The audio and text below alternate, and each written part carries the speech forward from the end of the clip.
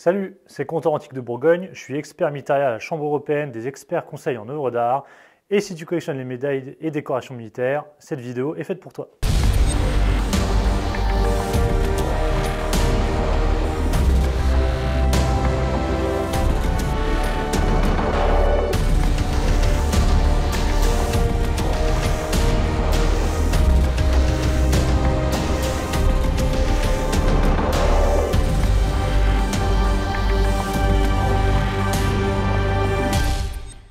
Aujourd'hui, nous allons parler de la médaille militaire et de la médaille de Sainte-Hélène, de leur histoire et des différents modèles. Ces deux médailles ont beaucoup de choses en commun. Elles ont toutes les deux été créées par Napoléon III et leurs graveurs étaient toutes les deux Albert Barre, graveur général des monnaies. C'est un graveur très connu qui a fait beaucoup de décorations et de médailles sous le Second Empire. La médaille militaire a été créée en France par Louis-Napoléon Bonaparte, futur Napoléon III, par une loi du 22 janvier 1852. Elle est appelée aussi la Légion d'honneur des sous-officiers. Cette décoration a été instaurée dans le but de reconnaître et de récompenser la bravoure des meilleurs de nos soldats. La création de la médaille militaire s'inscrit dans le contexte de réorganisation et de modernisation des forces armées françaises. Elle visait à encourager et à motiver les troupes en récompensant leur acte héroïque sur le champ de bataille. Cette nouvelle décoration était destinée à compléter la Légion d'honneur qui était déjà en place depuis l'Empire et qui récompensait principalement les hauts fonctionnaires et les civils par leur service rendu à la nation. D'ailleurs, si tu veux des infos sur la Légion d'honneur, je te renvoie à ma vidéo sur le sujet. La médaille militaire a été conçue comme une décoration militaire distincte, accessible à tous les rangs de l'armée, en mettant l'accent sur les actes de bravoure et de mérite individuel plutôt que sur le grade ou la position. Elle pouvait être exceptionnellement décernée aux maréchaux de France et aux officiers généraux quand ils avaient exercé un commandement en chef devant l'ennemi. Sous le Second Empire, le détenteur percevait une rente viagère de 100 francs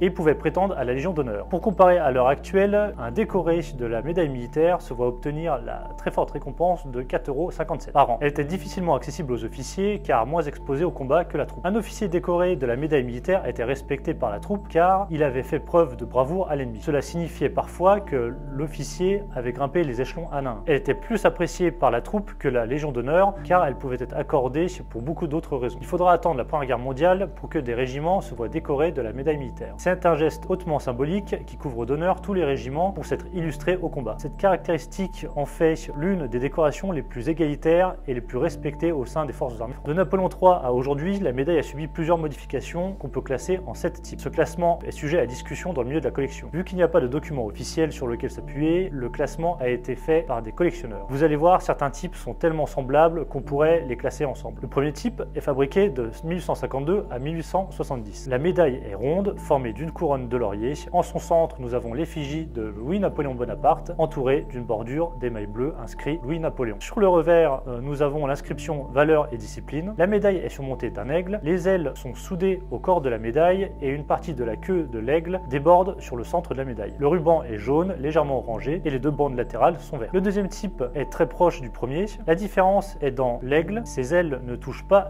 la couronne de laurier. Ce type connaît plusieurs fabrications, donc les dimensions peuvent varier. Comme vous avez pu le constater, ces deux types sont très proches et sortis la même année. Donc pour certains, ils pourraient simplement être du même type mais de fabrication différente. Le troisième type est fabriqué de 1870 à 1873. Après 1870, nous sommes dans une instabilité politique. La bataille de Sedan signe la fin du Second Empire. 10 changements de politique, 10 changements de symbole pour la médaille. On remplace l'empereur par le profil de la déesse de Cérès, entouré de l'inscription 1870 République française. Sur le revers, on garde la devise Valeur et Discipline sur fond d'or. L'aigle du Second Empire est évidemment supprimé et remplacé par un trophée d'armes soudé à la médaille. Sur certaines fabrications, le trophée est parfois biface selon le fabricant. Cette fabrication s'avère très fragile, les 3 points de soudure avaient tendance à casser, donc on la remplace par le 4e type. La modification majeure est le système de fixation du trophée. Il est maintenant à 1 anneau. Elle sera fabriquée de 1873 à 1878. De 1878 à 1910, on simplifie la fabrication avec un modèle à trophée uniface, donc le dos est lisse. On l'appelle le 5e type. De 1910 à 1950, on ne change rien au symbole, mais le modèle est plus plat et le trophée est maintenant fixé à la médaille par une charnière. Il est appelé le 6e type. Et enfin, le dernier qui est le 7e type, c'est le modèle actuel qui n'a pas changé depuis 1951. Sur la médaille, on supprime 1870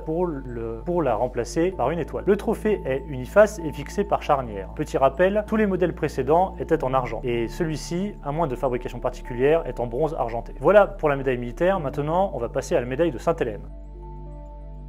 La médaille de Sainte-Hélène est une décoration qui incarne le souvenir du Premier Empire. Cette médaille, créée par l'empereur Napoléon III en 1857, porte le nom de l'île de Sainte-Hélène, où Napoléon Bonaparte a été exilé et où il a passé ses derniers jours. Au cœur de cette décoration se trouve le souvenir des soldats qui ont servi sous les ordres de 1792 à 1815. La médaille de Sainte-Hélène est avant tout un hommage à ces hommes, à leur bravoure et à leur dévouement au sein de la France. Elle a été conçue comme une reconnaissance pour ceux qui ont pris part à ces guerres tumultueuses qui ont redessiné les frontières de l'Europe. Pour Napoléon III, c'est aussi un acte politique. Depuis la chute de l'Empire, aucune décoration officielle ne récompensait les soldats de la Grande Armée. En effet, sous la restauration de Louis XVIII, il était même très mal vu d'avoir participé aux campagnes de l'Empire. Pourtant, certaines associations, souvent clandestines, se réunissaient pour maintenir un lien entre les vétérans et partager leurs souvenirs de l'Empire. La plus célèbre association étant les débris de la Grande Armée. Des médailles non officielles ont été même frappées. En créant cette médaille commémorative, Napoléon III récompense une partie de sa population qui avait été laissée de côté. Il souhaite faire ressurgir le patriotisme de l'Empire. Pour être éligible à cette médaille, il fallait avoir servi sous les armées de 1792 à 1815. Donc pas forcément sous l'Empire, mais aussi sous la Révolution et le Consulat. Pour faire la demande, le récipiendaire devait se présenter avec tout document qui pouvait prouver sa participation, comme un livret militaire, un acte de congé. Si aucun document n'était fourni, la demande était refusée. L'apparence de la médaille de Sainte-Hélène est également significative. Elle est monobloc en bronze. Son design comporte une image de l'empereur, lauré par un laurier, symbole de la victoire. Au revers, on peut lire à ses compagnons de gloire sa dernière pensée, Sainte-Hélène, 5 mai 1821. Cette dernière phrase rappelle le lien fort entre l'empereur et ses soldats jusqu'à la mort de Napoléon en exil sur l'île de Sainte-Hélène le 5 mai 1821. On va aborder le sujet des variantes. Il y a beaucoup de théories. On rencontre des médailles dorées, des médailles argentées, certains modèles avec uniquement la tête de l'empereur doré. Ce ne sont pas des modèles ou des variantes officielles. Ce sont les propriétaires qui se sont accordés des fantaisies en modifiant leur médaille de base. Donc attention quand on vous propose une variante ou un modèle spécial. Il n'existe pas officiellement de modèle spécial. Dans certains articles de magazines sur les médailles, on parle de modèles en argent ou en or massif. C'est tout bonnement une légende, une information erronée car aucun modèle ne nous est parvenu. Le nombre de récipiendaires de la médaille de Sainte-Hélène est impressionnant, témoignant de l'empereur des guerres révolutionnaires et napoléoniennes. On l'estime à 400 000. Elle a été attribuée à un large éventail de vétérans, depuis les simples soldats jusqu'aux officiers de haut rang. Les soldats étrangers